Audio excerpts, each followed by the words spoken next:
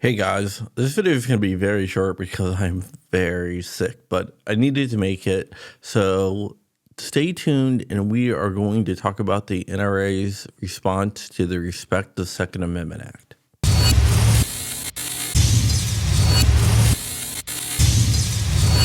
Welcome back, Wolverines, to the channel. This is John Crump, investigative journalist who is being plagued by COVID, and it is rough. I just woke up and I just read something very interesting, and it has to do with the NRA and the bill that's in Congress right now called the Respect the Second Amendment Act, which claims to codify Heller and also the Brewing Decision.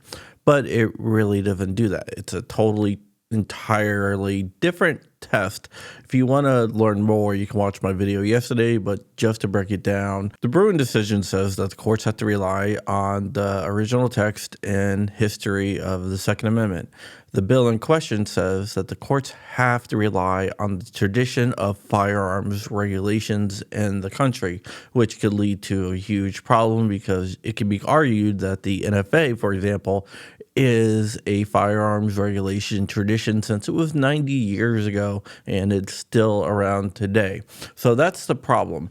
You see, there is two camps in politics, and I'm going to explain why I think the NRA backed this bill. You have the camp that GOA and several other organizations fall into, including FBC, which is the confrontational politics method, which says that if a politician does something bad or does something against the Second Amendment, for example, in this case, that you have to confront them.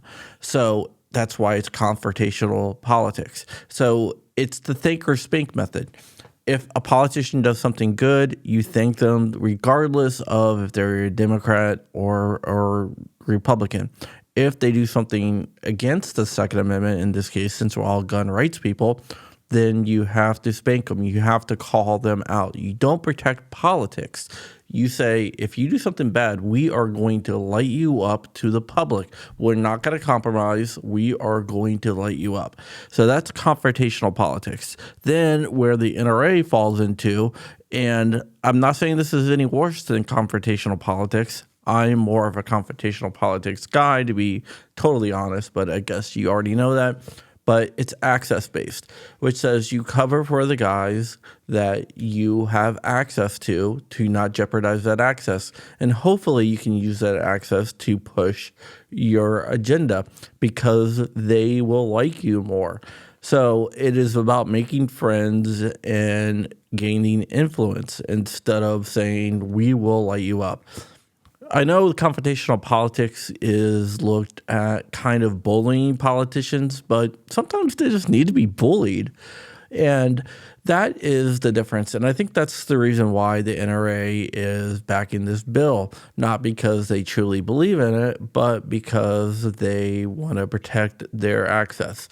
I'm not saying one is better than the other. I just really fall on the confrontational politics side of things. It's not just the NRA that's backing this. The NSSF, the National Shooting Sports Foundation, which is the industry trade group for the firearms market, they're the ones that put on SHOT Show. They are also backing this bill. I just think it is dangerous. And this is not a GOA opinion. This is not an FBC opinion. This is not an NRA opinion. This is just my opinion.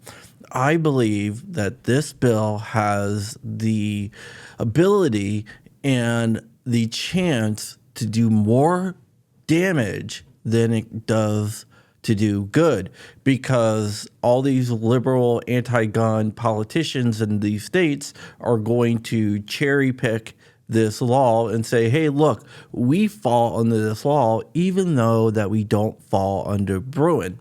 This law is a lot weaker than Brewing. It's a lot weaker than Heller, and it weakens everything. So why is it there? And I think the answer is to pander to the gun owners. So I think it's important that we know that this is doing nothing, and it's actually might be doing more harm than good. And it's also a way for Graham and these other rhinos to support a Second Amendment bill, which really isn't a Second Amendment bill and does absolutely nothing.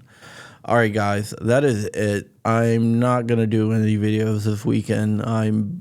Like I said, I just woke up at like 4 o'clock and I am totally burned out, and I just need a rest this weekend to try to recover from COVID. I have a long trip coming next week to South Carolina down to the gathering. So if you're going to be around, see me down there. But I just want to get better. My quarantine ends on Saturday, but I don't think I'm going to be better by Saturday. So it might be a few days, but hopefully I'll be better by Thursday when my plane takes off. It's really sad because I was going to pack food for the needy this weekend, and that's what I'm going to do all weekend is just pack out food for charity. And I can't do that anymore because I don't want to get a lot of people sick. And yeah, I don't think I would have the energy to pack thousands of boxes of food to give to charity.